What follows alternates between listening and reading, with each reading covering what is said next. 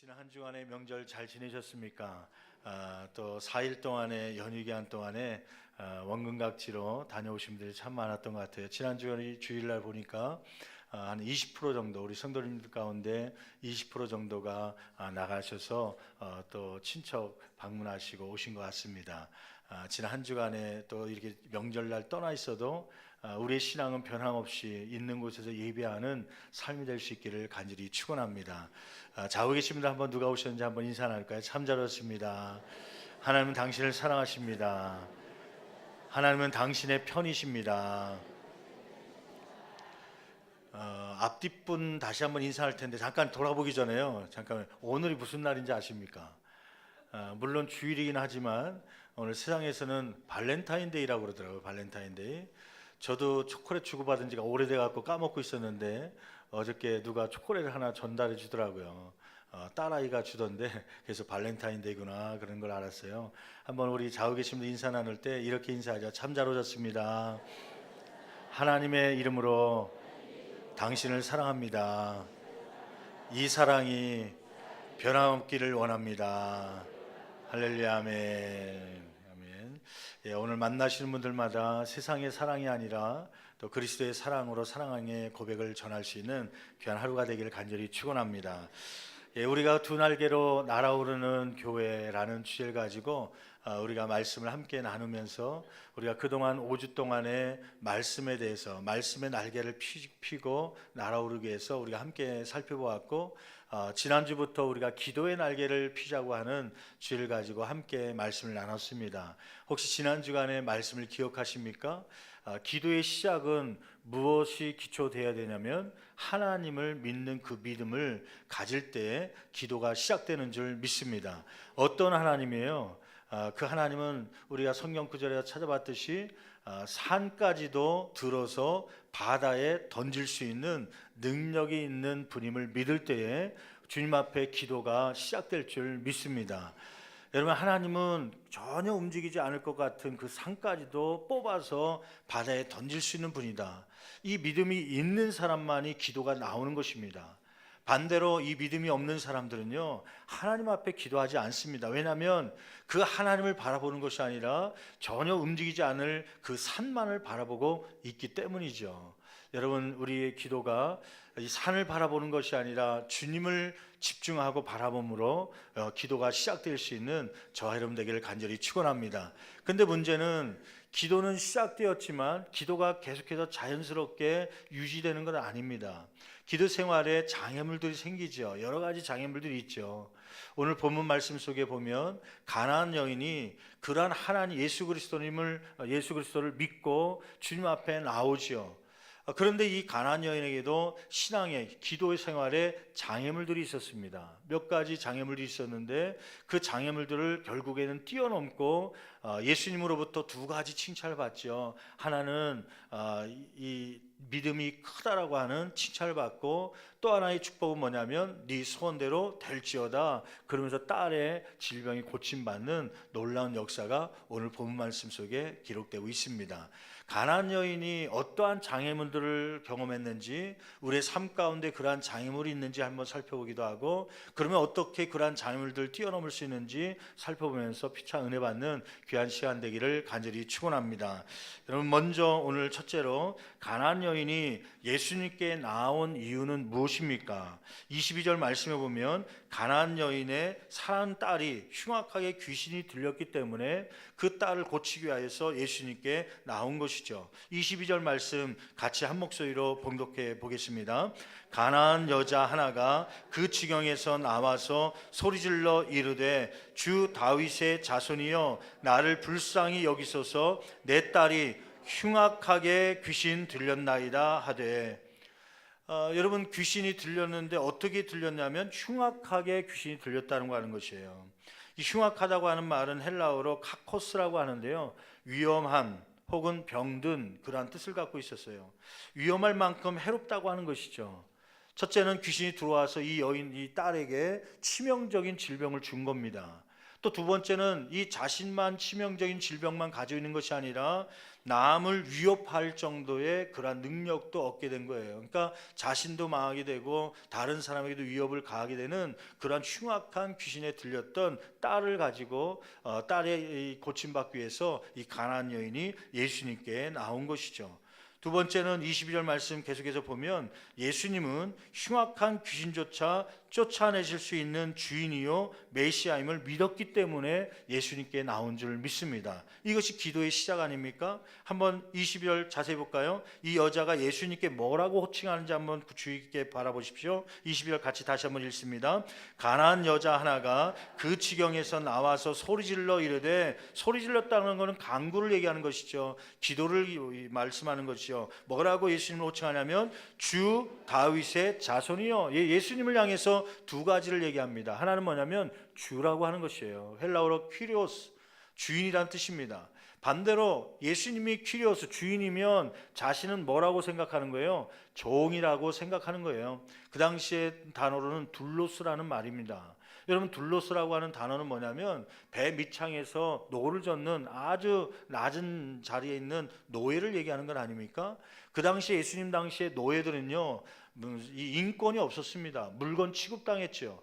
주인이 쓰다가 마음에 안 들면 때릴 수도 있고 심지어는 죽여도 죄가 되지 않는 그러한 환경 속에 있었던 당시의 시대적 상황을 본다면, 지금 이 가난한 여인이 예수님 앞에 당신은 주인이요 나는 종입니다, 내 생명은 누구에게 달렸다는 거예요? 주인 대신 예수님께 내 생명이 있습니다. 심지어는 우리 딸이 흉악한 귀신 들려서 위협 가운데 있지만, 위험 가운데 있지만 이 아이의 생명조차도 누구 손에 달려있다는 걸 고백하는 거예요. 주인 대신 예수님께 달려 있습니다. 주님께서는 이 딸 아이를 살릴 수도 있고 죽일 수도 있고 이 능력이 주님 앞에 있으므로 주님 앞에 나왔습니다 라고 하는 고백이죠.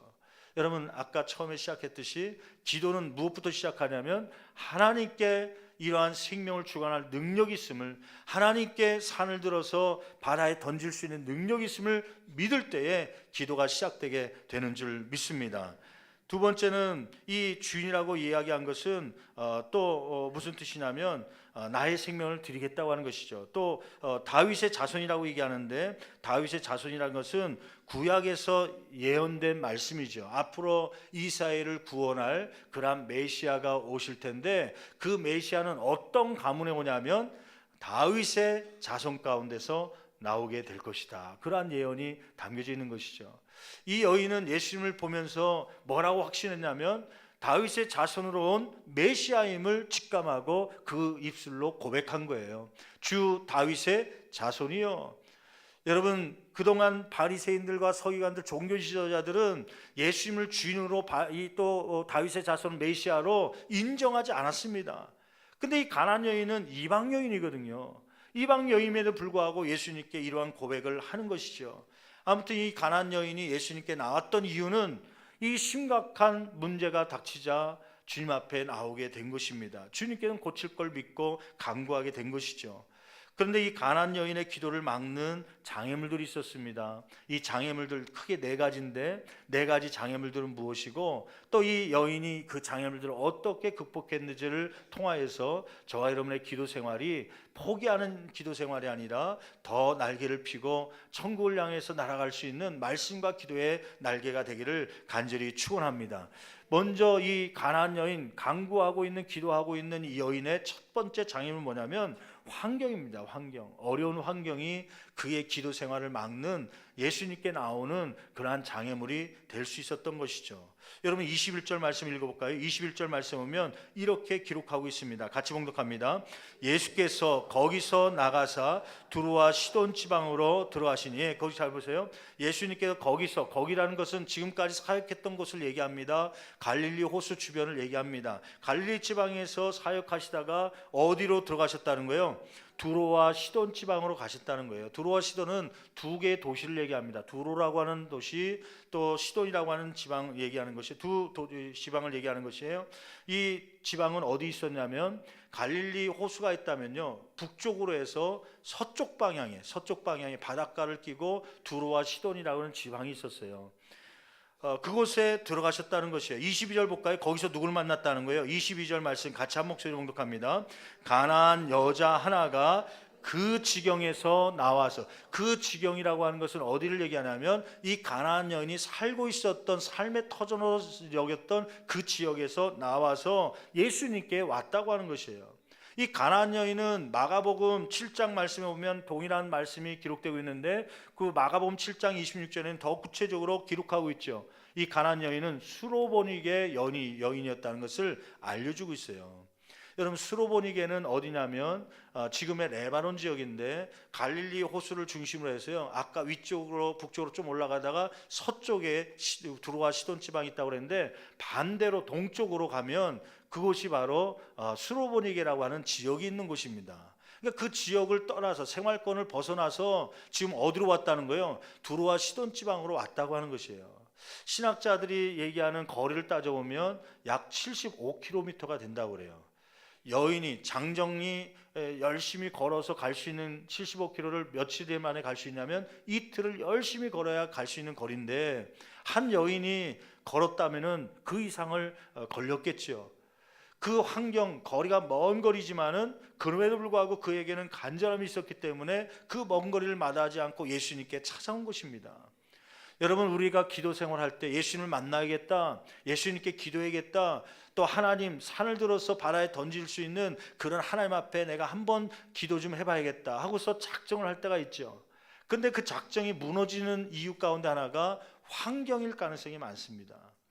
집하고 머니까 기도실까지 가기에는 또 어두워졌으니까 그냥 여기서 하지. 그러다 보니까 잠이 오고 그러다 보니까 기도하지 못하고 때로는 기도 생활이 멈추게 되는 경우가 참 많죠. 여러분, 어려운 환경이 거리가 멀고 또 시간이 어둑어둑해지고 그러한 환경이 우리의 기도 생활을 막는 그러한 장애물이 될 수 있다고 하는 것이에요. 그런데 이 가나안 여인은 그러한 어려운 환경, 예수님께 나오기 어려운 환경을 무엇으로 극복해냈습니까? 결론적으로 하면 간절함입니다. 간절함이요. 여러분, 절박한 상황, 지금 딸이 귀신이 들렸고 그 귀신은 의술로도 해결할 수 없는 것이고 또 어떤 상담가를 만나더라도 해결할 수 없는 일인데 얘기를 들어오다 보니까 누구를 만나면 해결된다는 이야기를 들은 거예요. 예수님을 만나면, 예수님은 막 귀신을 쫓아내기도 하고 예수님은 죽은 자도 살리기도 하고 중풍병자를 고치고 소경된 자를 보게 하는 그러한 능력이 있다는 말씀을 듣고 그 절박한 상황 속에서 간절함이 생겼습니다. 누구를 만나고 싶어 하느냐? 예수님을 만나겠다, 예수님께 간청해야겠다. 그러한 절박함이, 간절함이 생기자 그는 이러한 환경, 거리를 멀리하고 그는 달려가서 예수님을 만나게 된 것이죠. 여러분, 22절 말씀 다시 한번 볼까요? 22절 같이 한 목소리로 봉독해 보겠습니다. 가나안 여자 하나가 그 지경에서 나와서 소리를 질러 이르되 주 다윗의 자손이여 나를 불쌍히 여기소서, 내 딸이 흉악하게 귀신 들렸나이다 하되. 여러분, 예수님께서 주로 사역을 어디서 주로 이루어졌냐면 유대 지역 그리고 이스라엘 지역, 이스라엘 나라 땅에서 주로 사역을 했어요. 예수님의 생애를 보면 딱 한 번 이스라엘을 벗어나서 이방 지역으로 간 적이 있었습니다. 그때가 언제냐면 바로 이때입니다. 두로와 시돈 지방으로 갔던 이때가 예수님이 생애 가운데 딱 한 번 자기 나라 민족을 벗어나서 이방으로 나갔던 적이에요. 그런데 재밌는 사실은 두로와 시돈 지방에 가셨던 이유가 기록되고 있지 않습니다. 아니, 예수님께서 생애 가운데 딱 한 번 이방 지역으로 벗어났는데 그곳에 가서 누구를 고쳤다든지 아니면 무슨 뭘 가르쳤다든지 신의 역사를 막 베풀고 왔다든지 그랬다면 그러한 이유 때문에 이방 지역인 두로와 시돈 지역으로 갔구나 라고 생각할 텐데, 근데 성경에는 두로와 시돈 지방에서 무엇을 했는지 하나도 기록되지 않습니다. 단 한 가지만 기록되어 있는데 누구를 만난 거예요? 가나안 여인이요. 가나안 여인. 이 여인을 만난 것밖에 기록되지 않습니다. 그렇다면 예수님께서 왜 그곳에 갔겠습니까? 누구를 만나려고요? 이 예수님을 간절히 찾고 있는 누구를 만나려고요? 이 가나안 여인을 만나주기 위해서 예수님께서 그곳에 갔다는 이야기죠. 물론 그 가나안 여인도 예수님을 찾아서 왔습니다. 근데 예수님도 이 여인이 올 것을 알고 미리 이 지역에 가 있는 것이죠. 여러분, 이 거리의 환경 때는 어려운 환경들을 뛰어넘을 수 있는 것은 무엇이냐면 간절함입니다. 예레미야서 29장 13절 말씀 보면 너희가 전심으로 나를 찾고 찾으면 나를 뭐하리라? 만나리라. 간절함 있는 자를 주님께서 만나 주시겠다고 약속하시는 것이죠. 두 번째는 어떠한 장애물이라면 환경뿐만 아니라 예수님의 침묵이 있었습니다. 주님 앞에 간구했어요. 내 딸을 고쳐달라고 기도했습니다. 그런데 그 기도 소리에 아무 응답도 안 해주셔요. 한 일주일 후에 고쳐주겠다, 지금 바쁘니까 잠깐 기다려라, 뭐라도 얘기해주면 그래도 뭔가 용기가 생길 텐데, 위로를 받을 텐데 아무 얘기도 하지 않습니다. 23절 상반절 말씀에는 이렇게 기록하고 있죠. 같이 한 목소리로 봉독합니다. 예수는 한 말씀도 대답하지 아니하시니. 아니, 말씀 한 구절도 없어요. 내가 너를 고쳐줄 테니까 기다려라, 내가 지금 바쁘다, 뭔가 얘기해 줘야 기도하는 사람도 힘이 생길 텐데 아무 대답이 없습니다. 여러분, 우리의 기도 생활이 그럴 때가 있지 않습니까? 주님 앞에 한번 매달려 보자, 이 문제를 놓고 주님 앞에 내놓자. 그렇게 기도하는 가운데 주님께서 어떤 응답을 주시고 마음 가운데 확신을 주셨으면 좋겠는데 답답하게 일주일이 지나고 한 달이 지나고 아무 음성이 들리지 않을, 주님께서 진짜 살아계신지 안 살아계신지 의심될 정도로 그러한 상황을 경험할 때가 얼마나 많습니까? 이 가나안 여인이 그것을 경험하는 것이죠. 여러분, 예수님께서 왜 침묵하셨다고 생각하십니까? 예수님께서 말을 못 하십니까? 예수님께 못 들으신 겁니까? 다 듣고 계시죠. 소리를 질렀으니까요. 나중에 보니까 제자들이 시끄럽다 할 정도로 그렇게 소리를 지르잖아요. 그런데도 예수님은 못 들은 채 가만히 있는 이유는 무엇일까요? 두 가지 이유 때문이죠. 하나는 믿음에 대한 테스트입니다. 이 여인이 군중 그러한 사람들이 몰려오니까 덩달아 따라오는 그러한 믿음인지, 아니면 진짜 전적으로 예수님께 의지하면서 나온 것인지를 테스트해보기 위해서 기다리시는 것이죠.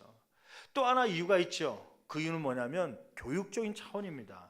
누구를 교육하기 위한 거냐면 이 여인도 교육해야 되지만 그 주변에 있었던 제자들을 교육하기 위한 것이에요. 여러분, 그 바로 앞장에 보면 14장 말씀에 보면 예수님께서 제자들을 보내지요. 바다 호숫가 저편을 보내는데 파도를 만납니다. 풍랑을 만납니다. 배가 막 가라앉게 되자 제자들이 무서움에 떨고 있었죠. 그때 예수님께서 그걸 알고 바다 위를 걸어오셨습니다. 유령이다 하는데 내니 두려워하지 말라 그러면서 안심시킵니다. 그랬더니 베드로가 뭐라고 그러면 만약 주라면 나로 하여금 이 무리를 걷게 하소서, 예수님처럼 걷기를 원합니다 요청했더니 그래 와라 얘기하죠. 베드로가 신이 나서 배에서 뛰어내려서 무리를 진짜 걷는데, 근데 몇 발자국 가다가 갑자기 풍랑을 보자 겁이 나갔고요. 그가 의심이 생겨서 물속에 빠지기 시작합니다. 그때 즉시 예수님께서 손을 내밀어서 베드로의 손을 이끌고 꺼내면서 뭐라고 책망하십니까? 믿음이 작은 자라고 책망하시죠. 여러분, 그 전까지 예수님이 항상 함께하고 가르쳤음에도 불구하고 여전히 제자들은 믿음이 컸던 거예요? 작았던 것이에요? 작았던 것입니다. 의심이 많았던 것이에요. 그러한 제자들에게 예수님은 이 가나안 여인을 통하여서 믿음이 어떤 것이 큰 것인지를 가르쳐주고 싶었던 것이에요. 그래서 침묵하신 이유가 되는 것이죠. 여러분, 예수님께서 빨리 응답이 오지 않을 때 침묵하고 있는 것처럼 여길 때 우리가 어떻게 그것을 뛰어넘을 수 있습니까? 가나안 여인은 어떻게 그러한 장애물들을 극복했습니까? 결론적으로 얘기하면 반복적인 기도입니다. 인내의 기도입니다. 여러분, 22절 말씀에 보면 중요한 단어 하나가 있어요. 거기 보면 다시 한번 읽어볼까요? 22절 같이 봉독합니다. 가나안 여자 하나가 그 지경에서 나와서 뭐 해서요? 소리 질러라는 말을 한번 동그라미 쳐주십시오. 소리 질렀다. 그리고 25절 말씀에 보면 여자가 와서 예수께 뭐 했다는 거예요? 절했다라고 하는, 절하며, 거기 동그라미 한번 쳐보십시오. 이것은 헬라어 문법적으로 얘기하면 미완료 시제라고 얘기합니다. 미완료 시제. 과거형이 있고요. 과거의 이야기를 이야기할 때 과거형으로 얘기하는 게 있고 미완료 시제로 얘기하는 게 있어요. 이게 무슨 얘기냐면 우리 앞에 협력 카페가 있는데, 파커라는 카페가 있는데 목사님 카페 가보셨습니까? 이야기할 때 제가 대답을 할 때 이렇게 대답할 수 있어요. 네, 저 카페 갔었습니다. 과거에 한번 어떤 시점을 얘기해서 얘기할 때 예, 카페에 갔었습니다. 한 번, 단 일회적인 것을 얘기할 때 과거형을 씁니다. 그런데 과거의 어떤 시점뿐만 아니라 지금도 줄곧 현재까지 계속 다니고 있다고 이야기할 때 뭐라고 얘기해요? 예전부터 그 카페 제가 이용하고 있었습니다. 그는 지금 한 번이 아니라 예전에 몇 번씩이나 또 현재도 사용하고 있을 뿐만 아니라 앞으로도 그 카페를 이용할 것이라고 하는 얘기죠. 한 번을 얘기하는 게 아니에요. 몇 번, 수없이 많은 시간을 또 행동, 동작을 이야기하는 것이죠. 그게 미완료 시대라는 것입니다. 소리 질렀다고 하는 것은 한번 고쳐주세요, 도와주세요 소리 지르는 것이 아니라 예수님이 침묵하시자 그는 예수님 앞에 계속해서 소리 질렀어요. 계속해서요. 여러분 23절 말씀 볼까요? 23절 말씀 보면 재밌는 말씀이 있잖아요. 23절 같이 한 목소리로 공독합니다. 예수는 한 말씀도 대답하지 아니하시니 제자들이 와서 청하여 말하되 그 여자가 우리 뒤에서 소리를 지르니 그를 보냈어. 아니 한 번 그냥 도와주셔서 주 다윗의 자손이요 그러면서 한 번만 얘기했으면 제자들이 예수님께 쫓아오지도 않지요. 뒤에서 졸졸 따라오면서 계속 내 딸 고쳐달라고 도와달라고 소리치니까요. 제자들이 귀가 따갑도록 자꾸 지겹도록 괴롭도록 따라오니까 짜증이 났던 거예요. 그런 이 여인을 말리다 못해 이 여인이 도저히 제어가 안 되니까 누구에게 왔냐면 예수님께 온 거예요. 예수님, 이 여인이 계속해서 쫓아오는데 귀가 따라와서 지금 도저히 막 짜증이 날 정도입니다. 괴롭습니다. 예수님께서 고쳐주든지 아니면 빨리 내쫓든지 어떻게 좀 해주십시오. 여러분 그 말 뜻은 뭐가 있냐면 고쳐달라는 말보다는 빨리 쫓아내달라는 거예요. 아무튼 제자들이 괴로울 정도로 이 여인은 반복해서 주님 앞에 간구를 했던 것이죠.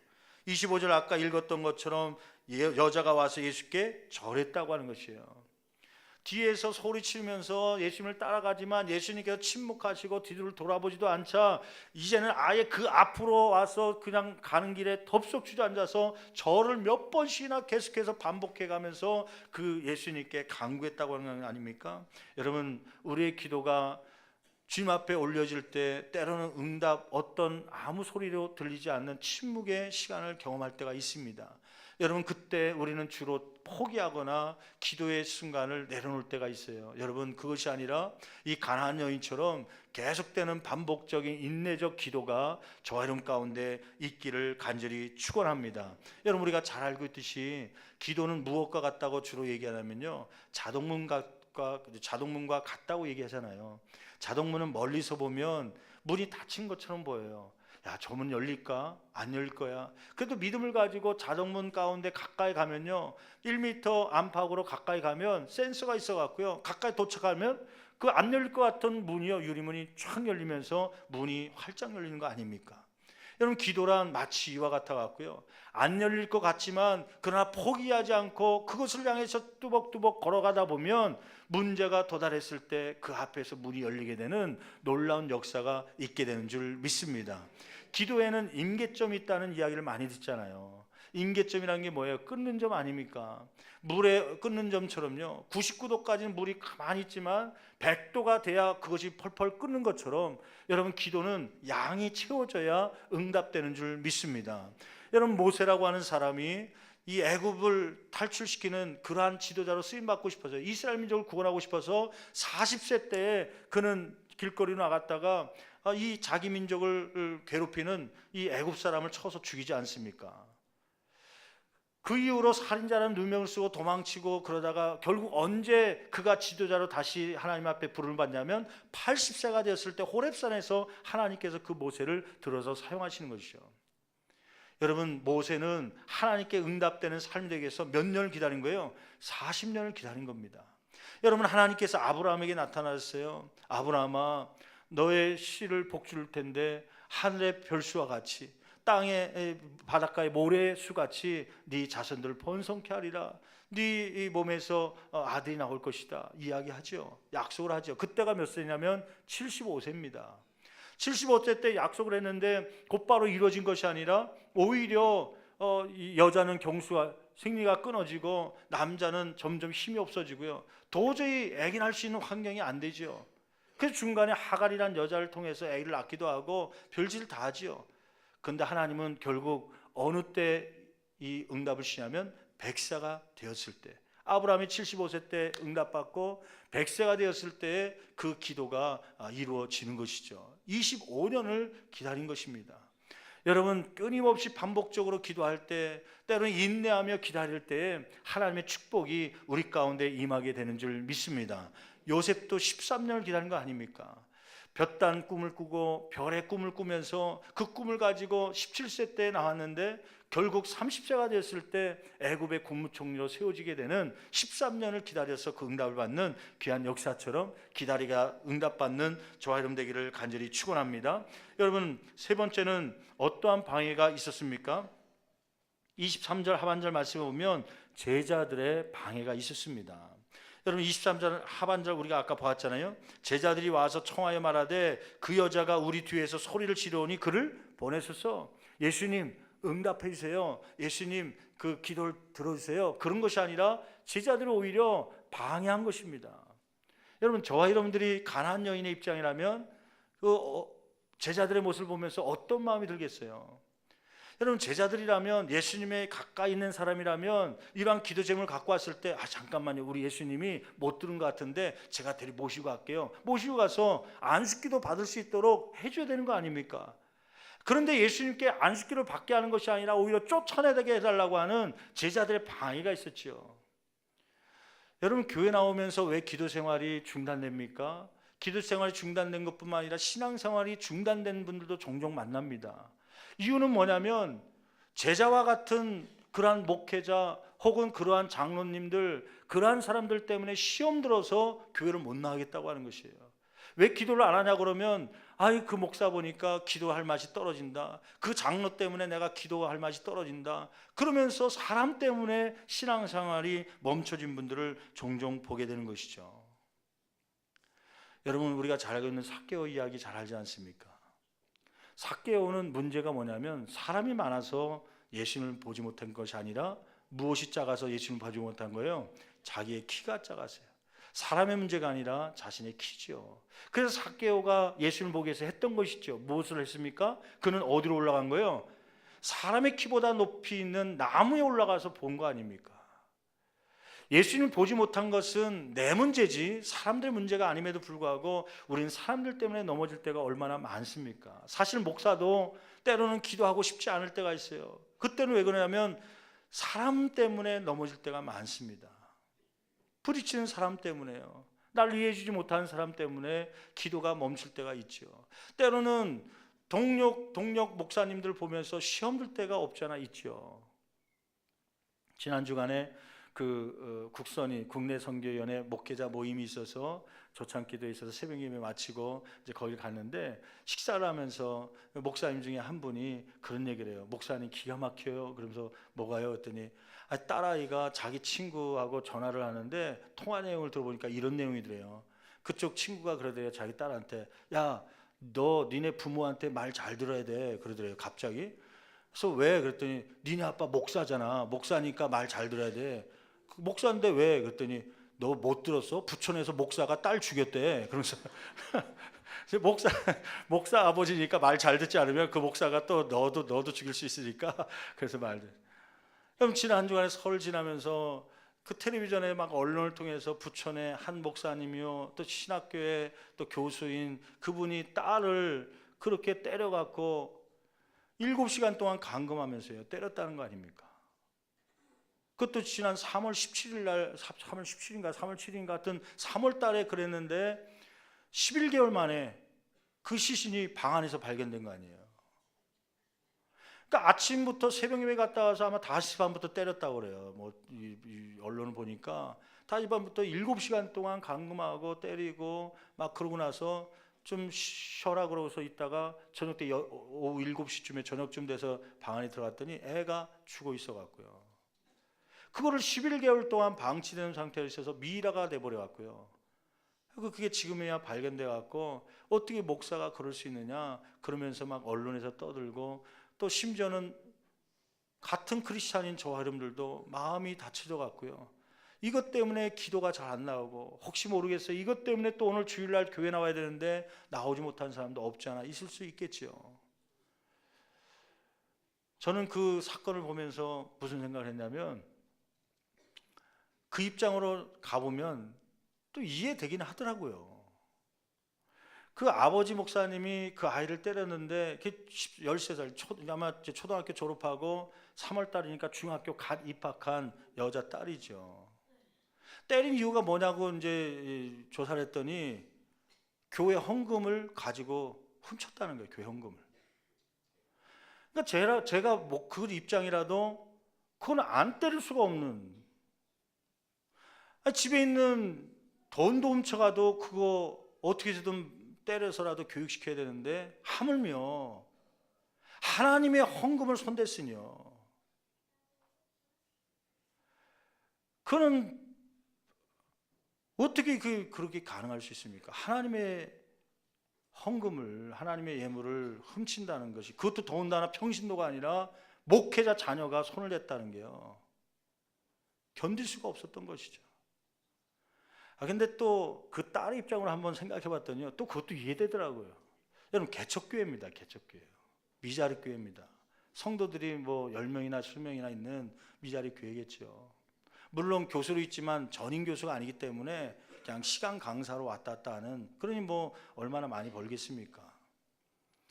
제가 목회자 자녀에 대한, 제가 목회자 자녀로 자라왔고 그러다 보니까 목회자 자녀에 대한 애틋한 마음이 좀 있어요. 그래서 앞으로 목회를 하면서 제가 능력이 되고 또 교회가 형편이 되면 목회자 자녀들을 좀 한번 수련회를 이끌었으면 좋겠다, 막 그런 생각을 오래전부터 해왔는데, 그래서 내일부터 이제 목회자 자녀 5가정 같이 이제 자녀들이 가서 이제 수련회를 조그맣게 이제 첫 삽을 뜨게 되는데, 이제 내년도 겨울쯤 되면 아마 교단적으로 목회자 자녀 수련회가 그동안은 일부 목사님들에 의해서 이루어졌지만 아마 내년부터는 범교단적으로 목회자 자녀 수련회가 진행되는데, 아마 그 중심에 신월동교회가 이제 앞장서야 될지 모르겠습니다. 아무튼 5가정 정도를 하는데, 왜 그 목회자 미자립 교회 목회자 자녀 수련을 하게 되냐면, 내가 잘 몰랐죠. 물론 어렴풋이 알았지만은 그 상황을 구체적으로 보니까 너무 안타까운 거예요. 근데 목사님들 몇 분이 이야기하는 중에 목사님들이 얘기하더라고요. 여행다운 여행을 한 번도 못 해봤다. 그 자녀들 얘기 들어보니까 이해가 돼. 목사님은 목회를 지금 20년째 막 15년째 하고 있는데, 이 원래 목사는 저희 교단법으로는 이중직을 갖지 못하게 돼 있습니다. 그러니까 직업을 목사와 함께 다른 아르바이트나 다른 직업을 갖지 못하게 돼 있어요. 이 목회에만 전력을 하라고 하는 뜻이죠. 물론 요즘에는 어떤 교단부터 시작해서 이중직을 허용해야 된다. 왜냐하면 이 목회로는 생활이 안 되기 때문에, 때로는 직업을 가져야 되기 때문에 그걸 허용하는 교단이 생기고 있지만, 아직까지는 우리 교단은 이중직은 허용 안 합니다. 이중직을 갖게 되면 목사직에서 잘리게 되는 그러한 일이 생길 수 있죠. 근데 보통 40대 50대 전에 40대 안팎 되신 목회자들은 자녀를 낳잖아요. 결혼해서. 그럼 사모님들이 직장도 못 다니고 애를 막 3명 4명 키우냐고요. 그 10여 년 15년 동안을 애를 육아시키냐고 직장 생활을 못 하는 거예요. 그러면 교회에서 사례비도 안 나오죠. 사모님이 일할 수 없죠. 누가 그러면 그 생활비를 대줍니까? 그러니까 한 달에 교회 운영하기도 바쁘고, 그러니 뭐 먹고 사는 것도 형편은 없지요. 그러니까 애들한테 용돈을 줄 수 있겠습니까? 애들 왜 그 가정의 목회자 자녀가 왜 헌금에 손을 댔겠어요? 충분한 용돈이 안 되니까 그 헌금이라도 훔쳐갖고 뭔가 쓰려고 했던 건 아닙니까? 그 가정의 형편을 보면 그럴 수밖에 없겠다라는 생각이 들더라고요. 아무튼 그래서 이제 이런 것 때문에 목회자 자녀 수련하면서 이 아이들에게 제 경험담을 좀 이야기해주고, 또 가장 중요한 것은 이 아이들이 위로받을 수 있는 것들 중에 하나는, 나와 같은 고통을 당하는 사람들이 나만 있는 것이 아니라 또 다른 동일한 자녀들도 있구나라는 걸 깨닫게 되면, 그 다음부터는 위로가 되고 그 다음부터는 견딜 수 있는 힘이 생깁니다. 그래서 이제 조그만 5가정들 미자립 교회 자녀들을 이제 모아서 같이 이제 수련을 내일 갖게 되는데, 저희 교회에서 이제 숙박비라도 좀 대줬으면 좋겠다 요청이 와갖고, 그래서 이 비용이 어디서 마련할까 하다가 권사님들에게 부탁을 드렸어요. 권사님들, 회장님들 지난 2주 전에 심야기도회 전에 좀 잠깐 오시라고 그래서 이 상황을 말씀드리고, 우리 교회가 좀 이 일을 동참하기를 원하는데 다른 여성교회, 남성교회들은 다 힘들 테니까 우리 권사님들이 이해할 줄 알고, 지난번에 장로님들은 또 우리 농어촌 선교하는데 또 힘썼으니까 우리 권사님들 가운데 그 기관에서 능력 되는 대로 5만 원, 10만 원이라도 좀 해주시면 좀 도움이 될 것 같습니다. 그랬더니 8개의 권사회가 있는데 5만 원, 10만 원씩 해갖고 한 50만 원 정도가 마련됐어요. 그 경비, 이제 우리 교회가 지금 보충하려고 하는 경비는 한 100만 원에서 200만 원 정도인데, 또 개별적으로 또 도와주신 분들이 있어서 한 100만 원 넘게 지금 이제 모금이 됐는데, 하여튼 내일 출발하게 됩니다. 그 이유가 그 가정들 아픔들을 알기 때문이죠. 그 자녀 입장으로 들어가 보면 교회 돈을 손댈 수밖에 없는 그 상황, 그러한 유혹들이 있겠다 싶지요. 아무튼 아버지 입장에서는요, 이게 용납이 안 되는 겁니다. 아무리 돈이 궁하더라도 어떻게 하나님의 물질을, 하나님의 것을 훔칠 수 있는가? 그게 그냥 분노가 일어나니까 매를 댄 거 아닙니까? 여러분, 지난 한 주간에 어쩌면 이 가운데 대부분의 분들이 그 목사님을 손가락질 했을 거예요. 저도 그랬으니까요. 근데 그 기도하면서 그 상황 보니까 사실 저도 그랬더라고요.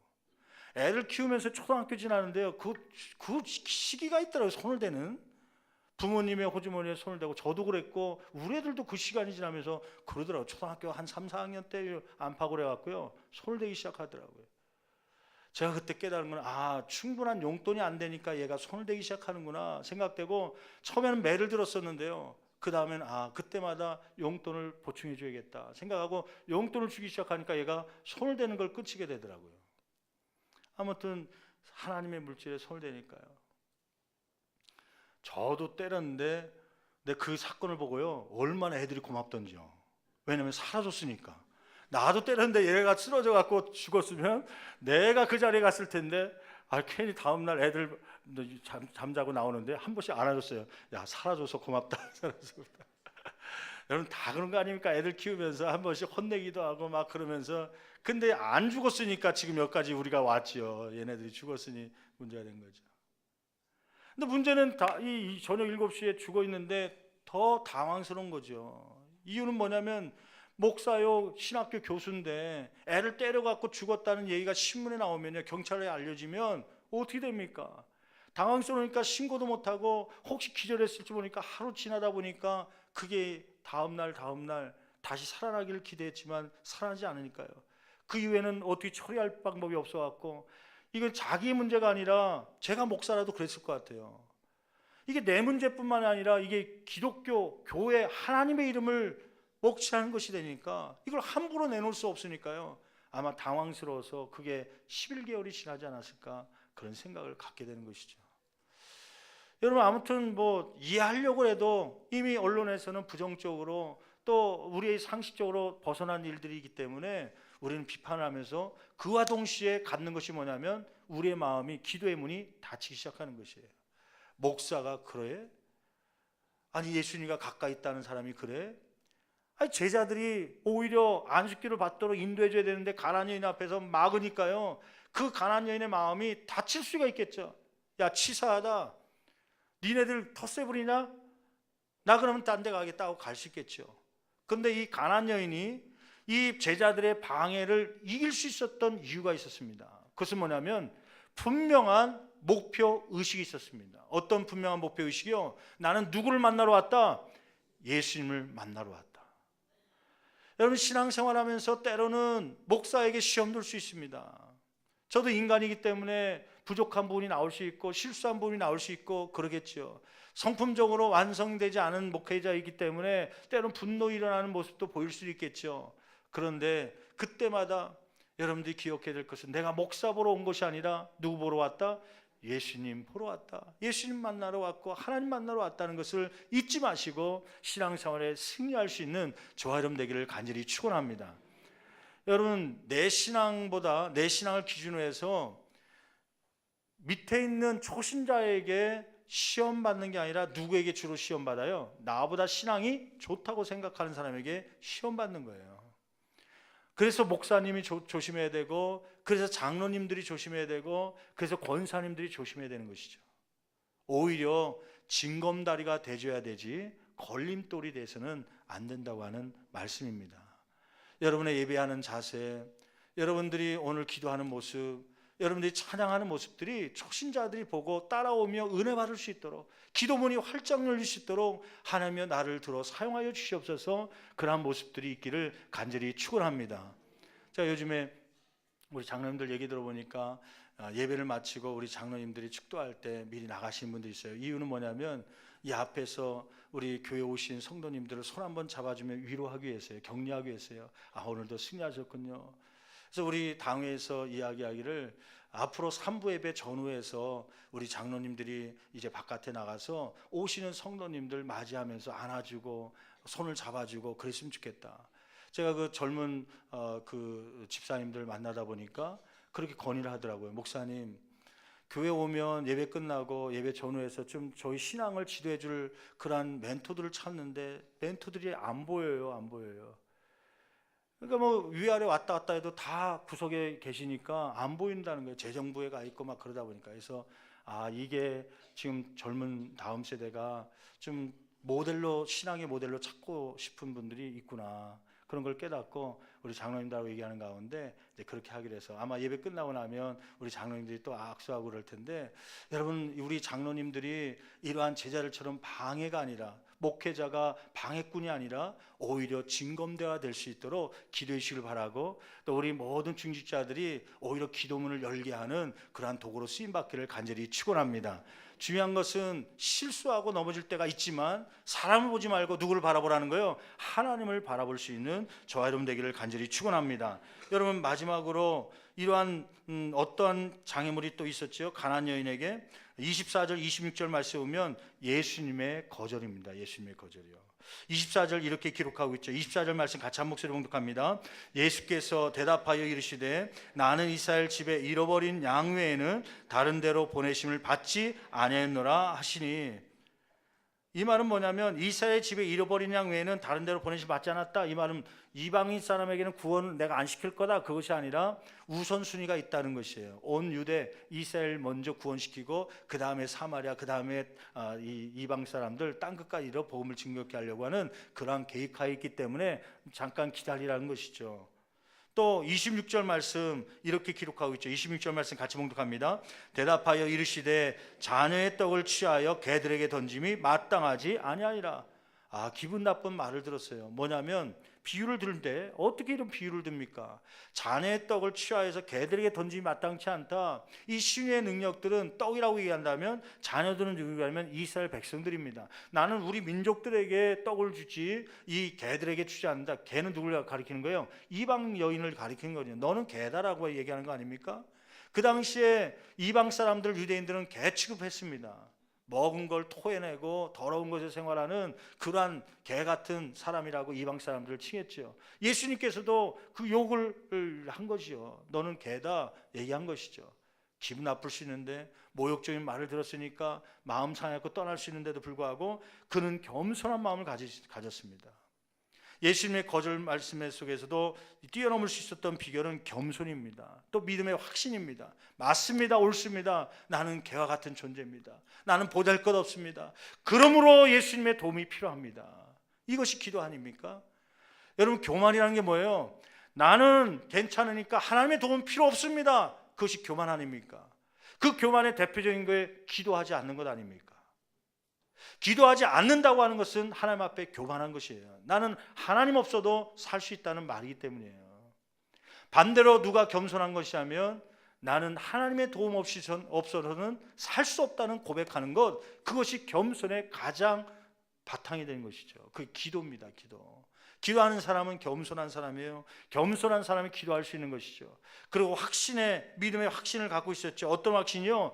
주님께는 큰 은혜가 있지만 그 은혜 가운데 부스러기 은혜만 있어도 이 문제가 해결받을 수 있다. 그러한 믿음을 갖고 있었던 것이죠. 27절 같이 한 목소리로 봉독합니다.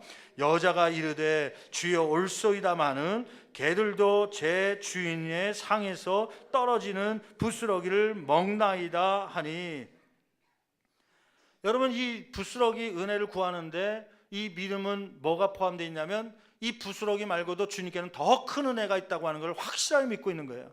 그러나 그 더 큰 믿음을 아니더라도 부스러기 은혜만 떨어지더라도 이 귀신 들림에서 내 자녀는 해방될 것이라고 하는 고침받게 될 것이라는 확실한 믿음이 있었던 것이죠. 여러분, 이러한 부스러기의 은혜가 저와 여러분 가운데 있기를 간절히 축원합니다. 제가 미국 생활하면서 개미가 얼마나 그 지긋지긋하고 능력이 막 힘이 센지 막 처음 깨달았어요. 미국의 집들은 이제 물론 동부는 벽돌 집으로 짓고 뭐 콘크리트 짓지만 서부 캘리포니아나 LA 쪽은 사막 기후이기도 하지만 그 남태평양 지진대가 있기 때문에 건물들을 나무 목조로 짓습니다. 그리고 3층 이상을 잘 안 져요. 나무로 짓되 2층 정도. 그래서 아파트라고 해도 우리처럼 막 10층, 20층짜리 아파트를 얘기하는 것이 아니라 거기는 우리처럼 그냥 연립주택 정도 되는 2층 정도 목조 건물을 아파트라고 이야기합니다. 근데 이게 보통 몇 년 되냐면 목조로 지은 게 보통 70년, 80년, 100년 된, 100년 이상 된 목조 건물이 많거든요. 근데 이 목조 건물을 무너뜨리는 것이 가장 취약한 가장 적이 뭐냐면 개미입니다. 개미. 이게 불개미라는 게 있어갖고요. 이 개미떼가 한번 뭐 모이기 시작하면요, 갉아먹어갖고 목조 건물이 막 꺾어지고 무너지고 막 그래서 이제 돈 있는 사람들은 1년에 한 번씩 집 전체를 포장해갖고 터마이트라고 그러는데 약을 막 뿌려갖고 그 개미들을 막 집 속에 있는 나무 속에 있는 개미들을 다 죽이는 그 작업을 1년에 한 번씩 하게 됩니다. 그때는 한 일주일 동안 모텔 생활을 하는 경우가 많아요. 나와 있고 집을 다 소독해야 되기 때문에. 개미가 얼마나 많은지요. 조금이라도 애들이 사탕 먹다가 카페에다 떨어뜨리면, 거실에 카페에다 떨어뜨리면 금세 한 10분도 안 돼 갖고요, 시꺼멓게 막 개미떼가 막 몰려와요.